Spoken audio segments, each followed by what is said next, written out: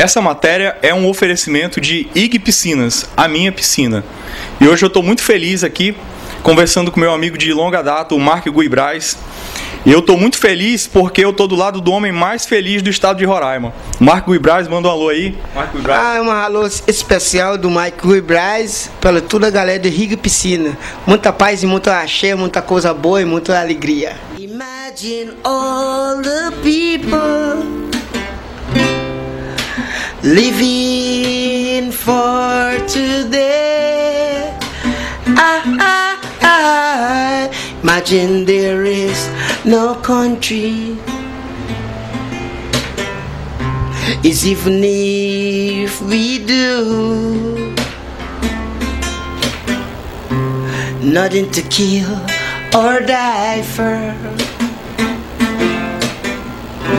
and no religion too. Hey, imagine all the people living lives in peace.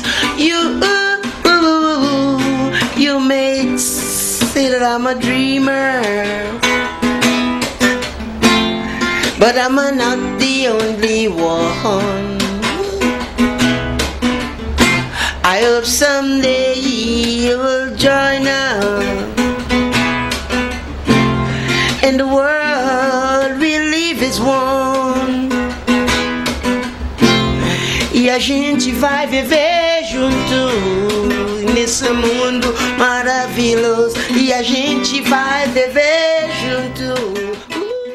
Eu quero que você, que é uma pessoa especial, uma pessoa que realmente é feliz e alcançou felicidade, faz o que você quer, eu quero que você deseje para o nosso programa Extreme sucesso, e eu quero que você dê um abraço aqui e passe pra gente a tua energia.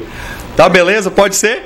A minha desejo para Extreme, esse grande programa que, como disse Marcelo, incentivando os jovens e valorizando, incentivando os jovens do nosso estado, porque pelo fato, aqui na frente desse TV, que a gente estamos aqui elaborando e botando e mostrando a felicidade do nosso estado, eu quero desejar tudo de bom e a gente pode seguir no mesmo caminho, caminhando e cantando as mesmas canções. Beleza.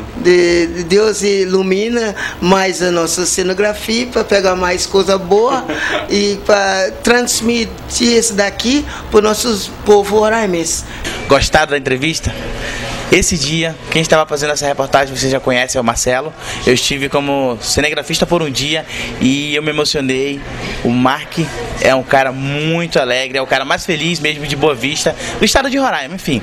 Eu quero também dar um alô, um especial também para a Parada Obrigatória, a Boutique Parada Obrigatória, ela que está vestindo as meninas que estão participando do desfile.